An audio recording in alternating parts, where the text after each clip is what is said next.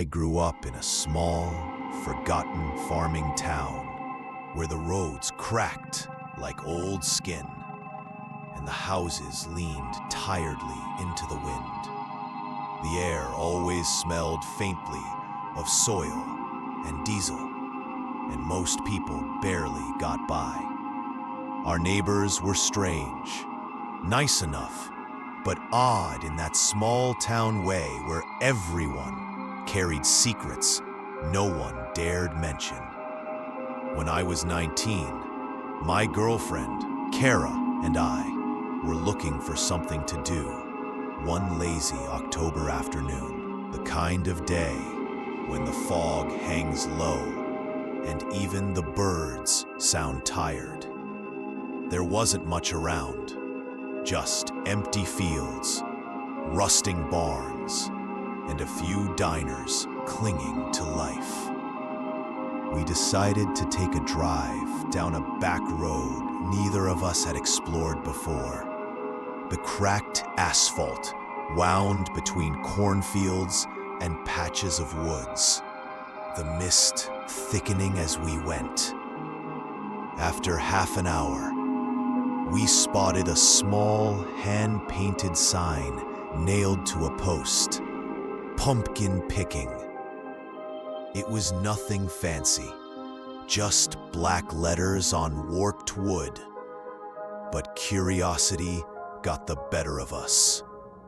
We turned onto a narrow dirt path that led toward a distant farmhouse, barely visible through the fog. As we pulled up, I saw a sprawling pumpkin field behind the house, scattered with hundreds of orange shapes vanishing into the mist. An old pickup truck sat half sunk in mud near the fence. On the porch, an elderly couple waved to us, both smiling warmly. The woman wore a faded blue dress. The man had suspenders and a wide-brimmed hat. "We're here for the pumpkin picking," I called. She replied cheerfully, "Take any you like, dear. It's free." Free pumpkins? That sounded odd, but her voice had such kindness that we didn't question it. Kara and I wandered between the rows, trying to find one that wasn't soft or muddy. The fog grew heavier, curling between the stems, muting every sound. I remember thinking how strangely quiet it had become. No birds, no crickets, not even the wind. Finally, I found a large, clean pumpkin and lifted it. It was heavier than it looked. When I turned back toward the porch, the old couple was gone. We decided to leave, thinking maybe they'd gone inside. But as I started turning the car around, a shout cut through the fog. "Hey! What do you think you're doing?" A man in a baseball cap appeared, storming toward us. He looked to be in his 40s, angry, suspicious. I rolled the window down halfway. "We were just picking pumpkins. The couple said it was okay."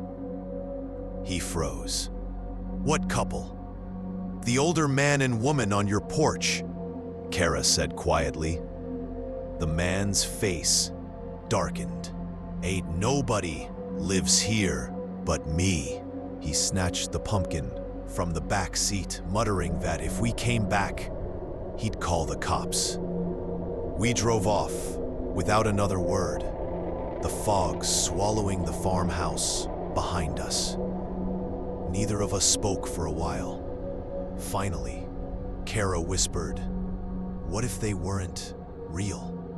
I laughed nervously at first. Then the laughter died in my throat, because in the rearview mirror, through the haze, I thought I saw them again. The old couple, standing at the edge of the field, waving goodbye. Weeks later, my younger brother went to that same pumpkin patch out of curiosity. He met the same man, the one in the cap, and asked about the place. The man said he lived alone, always had, no family, no neighbors. That night, I looked up the property online. The house had belonged to an elderly couple, Harold and Mabel Hensley, who died in a fire 15 years earlier on Halloween night. Every October, when the fog rolls in, I think about that pumpkin patch and the kind faces smiling through the mist. Maybe they never left their land. Maybe they just wanted someone to remember them. Either way, I'll never take a free pumpkin again. It was late October when I got a message from my best friend Ethan, asking if I wanted to come over. It was a lazy Saturday afternoon, one of those gray autumn days when the sky looks like smoke and the streets are covered in dead leaves. His parents were out of town for the weekend, leaving him alone with his older sister, Maya. Whenever their folks left, things usually turned into a small party. Video games, junk food, and bad decisions. I didn't have much going on, so I agreed. When I got to Ethan's place, we spent the evening gaming, talking about school, and complaining about teachers. At some point, he mentioned a Halloween party happening just a few blocks away. Everyone from our class was going. I wasn't really in the mood, but he was too hyped for me to say no. He tossed me one of his old security t-shirts and said, "Boom, costume solved." By 10:30, we were out the door, heading toward the glowing house at the end of the block, where bass-heavy music echoed down the street. The party was chaos. Flashing lights, laughter, spilled drinks, and dozens of teenagers in cheap costumes. I lost Ethan almost instantly. Eventually, I started feeling done with it. As I looked for him, I found him chatting up a girl dressed as a witch. When I went to tell him I was heading back, the girl asked me to grab a few drinks from the basement fridge. I didn't think twice, just wanted to be polite, so I went. The basement was cold and dimly lit, one bulb flickering over an old couch.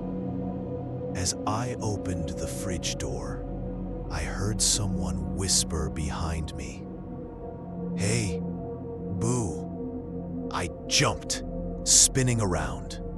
Standing there was a tall man, maybe mid-30s, wearing a black cloak and a cracked porcelain mask pushed to the side of his face. He smirked, holding up his hands like he meant no harm. "Didn't mean to scare you," he said. "I'm the host's cousin." Something about the way he smiled felt wrong. Too calm, too still. I muttered something about getting back upstairs, grabbed a few drinks, and left. The night air hit me as I stepped outside. Cold, silent, fog creeping along the street. Every house was decorated for Halloween. Fake cobwebs, skeletons, flickering lights. But the further I walked, the quieter everything got. By the time I reached Ethan's house, all the lights were off. Maya's car was gone. It was just me, alone in the dark. I went straight to the basement, too tired to care, and crashed on the couch. I must have been asleep for 15 minutes before I heard something upstairs. A crash, like a chair tipping over. I sat up, heart pounding. Then came the creak of footsteps, slow, heavy, pacing above me. I grabbed my phone and texted Ethan. "Hey, you back yet?" No response. The footsteps stopped. Then, the door to the basement opened with a soft squeak. A figure appeared at the top of the stairs. Tall, still, illuminated by the weak yellow light. My stomach dropped. It was him, the man from the party basement. He stood there for what felt like an eternity, scanning the room. I held my breath behind the couch, terrified he could hear my heartbeat. Then, without a word, he turned and disappeared back upstairs. The door shut softly behind him. My hands were shaking so badly, I almost dropped my phone. I dialed 911 and whispered everything to the dispatcher. She told me to stay quiet and wait. Help was on the way. There was no way out. The small basement windows were sealed tight. The only exit was the staircase, the one he had just walked down. Minutes dragged by like hours. When police sirens finally lit up the street, I nearly cried. I heard the front door burst open, boots pounding on the floor above. Then one of the officers shouted. They'd found someone. The man was hiding under Maya's bed. She had come home minutes earlier, completely unaware anyone else was in the house. If the police had arrived any later, I don't even want to think about it. Later, police checked the neighbors' security cameras. The footage showed the man following me home after I left the party. He stayed just far enough behind to stay hidden. When I turned the corner, he ran straight toward the backyard. He broke in through the back door while I was asleep in the basement. No one at the party knew who he was. I still don't know what he wanted or what would have happened if I hadn't woken up. But I learned something that night. Never assume you're alone. And if something feels off, trust your gut. Because sometimes the scariest people aren't in haunted houses. They're the ones who follow you home.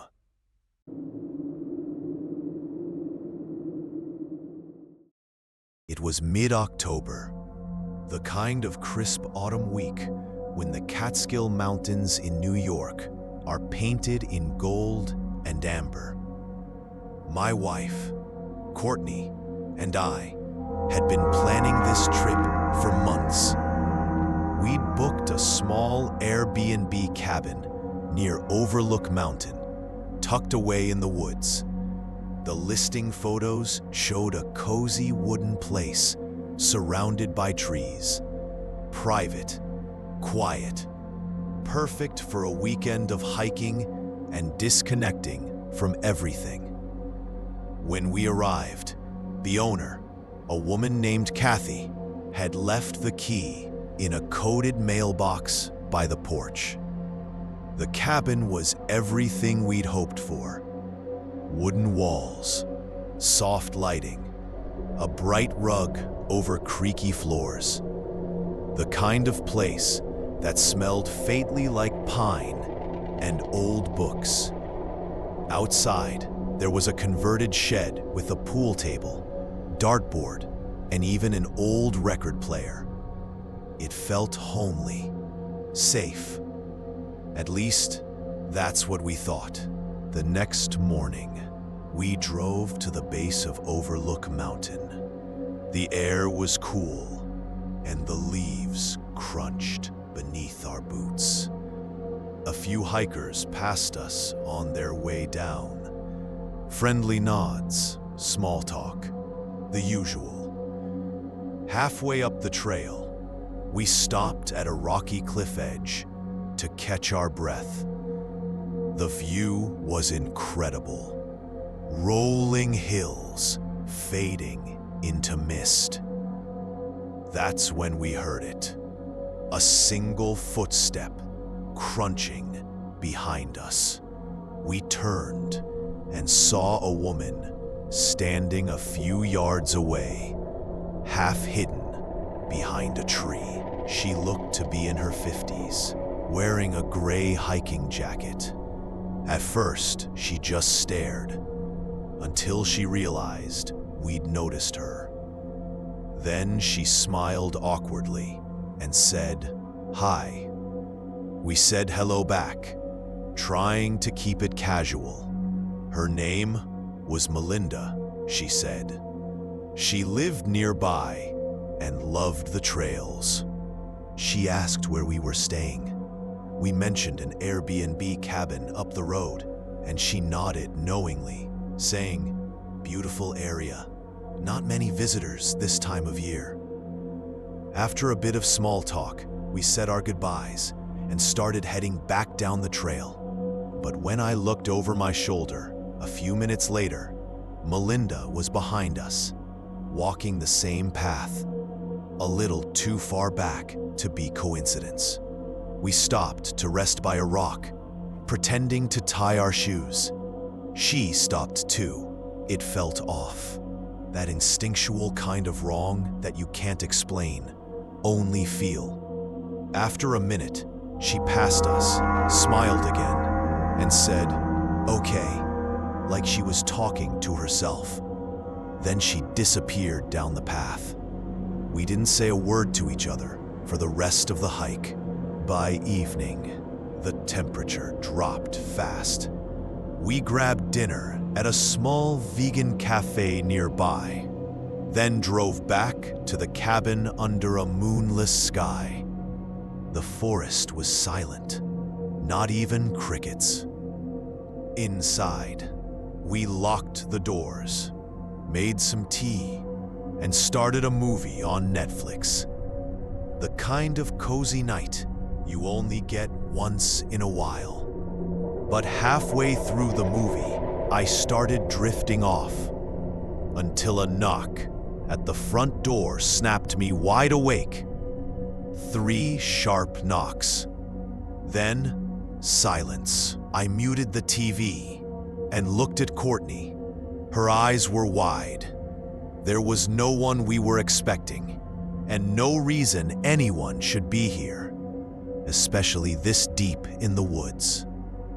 The door didn't have a peephole, and all the blinds were shut. I wasn't about to open anything. My phone said it was only 9:15 p.m. I texted Kathy, the Airbnb host, just in case she'd come by. Before she could reply, there was another sound. This time, a knock on the window. Then, a woman's voice. "Hello? Is someone in there?" It didn't sound panicked or lost. It sounded rehearsed, controlled. Courtney whispered, "Don't move." Then came the faint scrape of fingers against glass, and the click-click of someone trying to open the window latch. My phone buzzed. Kathy was calling. I answered in a whisper. She said, "I'm home right now. Who's at the cabin?" When I told her what was happening, her voice changed. Serious, sharp. "Do not open that door," she said. "No one should be there." Another knock echoed from the back window. Then the same voice called out again, softer this time. "I need help. Please, let me in. Courtney shook her head. Her hands were trembling. That's her, she whispered. The woman from the trail. That's when I saw something through the tiny crack in the curtain. Movement. A man walked past the window. He didn't notice me, but he was there, moving slowly around the house. It wasn't just one person. There were more. They'd followed us from the trail. I called 911 and gave them the address, whispering every word while Courtney clutched my arm. The operator told us to stay put and stay quiet. Outside, the voices faded, replaced by the sound of soft footsteps retreating into the woods. We waited in total darkness until we saw red and blue lights reflecting through the blinds. The police arrived about 15 minutes later. When we opened the door, the relief was instant. The officers checked around the property. No one was there anymore, but they found footprints leading into the trees behind the cabin. Kathy called again, apologizing over and over. She said she'd never had anything like this happen before. We packed up what we could while the officers stood guard. Then they escorted us to a nearby motel for the night. The next morning, with the daylight cutting through the mist, we left the Catskills behind. We didn't talk much on the drive, both of us too shaken, too aware of how close we might have come to something far worse. I still don't know what they wanted or why they targeted us, but I do know this. The woman on the trail wasn't hiking alone that day. She was scouting, and every time I hear a knock at night, I think about that cabin, deep in the woods, and the voices that called out just beyond the glass. Please, let me in.